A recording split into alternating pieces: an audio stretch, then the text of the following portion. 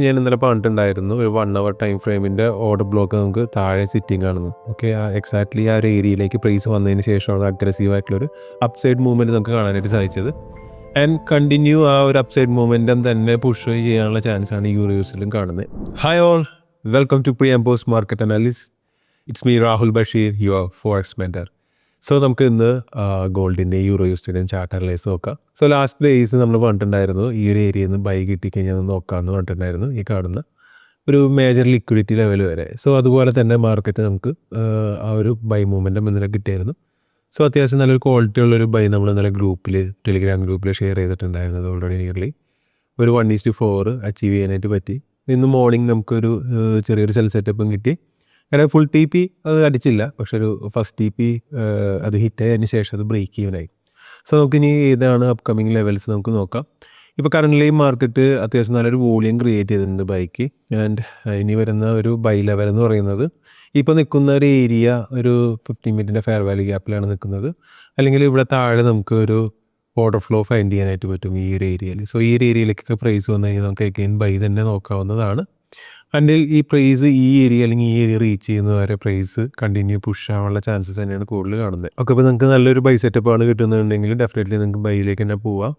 നല്ലൊരു cell levels എന്ന് പറയുന്നത് ഈ കാണുന്ന 4263 അതുപോലെ തന്നെ 4322 ഒക്കെ അത്യാവശ്യം നല്ല രീതിയിലുള്ള സെൽ ലെവൽസ് ആണ്. അവിടെ നിന്ന് നല്ലൊരു 4 അവർ ക്യാൻഡിൽസിൻ്റെ റിജക്ഷൻസും കാര്യങ്ങളൊക്കെ കിട്ടുകയാണെന്നുണ്ടെങ്കിൽ ഡെഫിനറ്റ്ലി നമുക്കൊരു ലോങ് ടൈമിലേക്കുള്ള സെല്ലിലേക്ക് തന്നെ പിന്നെയും പോകുന്നതായിട്ട് മാർക്കറ്റ് കാണാനായിട്ട് സാധിക്കും. ഇപ്പോൾ കറൻ്റ് പ്രൈസ് മൂവ് ചെയ്യുന്നത് ഒരു വീക്ക്ലി ഡിമാൻഡ് ഏരിയയിൽ നിന്നാണ് പ്രൈസ് മൂവ് ചെയ്യുന്നത്. അതുകൊണ്ടാണ് നമുക്ക് ഇത്രയും ഒരു പുഷ് നമുക്കിവിടെ കാണാനായിട്ട് സാധിച്ചത്. ആൻഡ് നമുക്ക് ഇനി യൂറോ യൂസ് അനലൈസ് നോക്കാം. യൂറോസ് ഞാൻ ഇന്നലെ പറഞ്ഞിട്ടുണ്ടായിരുന്നു ഒരു 1 അവർ ടൈം ഫ്രെയിമിൻ്റെ ഓർഡർ ബ്ലോക്ക് നമുക്ക് താഴെ സിറ്റിംഗ് ആണെന്ന്. ഓക്കെ, എക്സാക്ട്ലി ആ ഒരു ഏരിയയിലേക്ക് പ്രൈസ് വന്നതിന് ശേഷമാണ് അഗ്രസീവ് ആയിട്ടുള്ളൊരു അപ്സൈഡ് മൂവ്മെൻറ്റ് നമുക്ക് കാണാനായിട്ട് സാധിച്ചത്.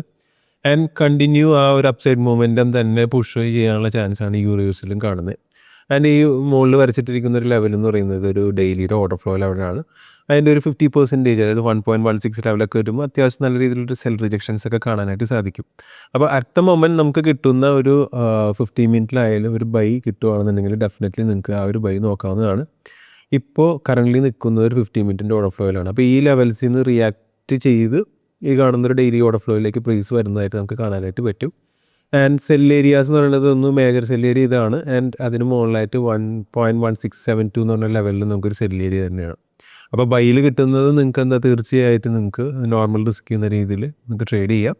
ഈ ഏരിയയിൽ നിന്ന് ഷോർട്ട് എടുക്കാൻ നിന്ന് കഴിഞ്ഞാൽ ഡെഫിനറ്റ്ലി അത് SL അടിക്കാനുള്ള ചാൻസസ് ഭയങ്കര കൂടുതലാണ്. അപ്പോൾ ഇന്നത്തെ ദിവസം സെൽ സൈഡ് ഫോക്കസ് ചെയ്യാതെ ഒരു ബൈ സൈഡിൽ കിട്ടുന്ന എൻട്രീസ് മാത്രം ഫോക്കസ് ചെയ്യുന്നതായിരിക്കും ഏറ്റവും ബെസ്റ്റ്.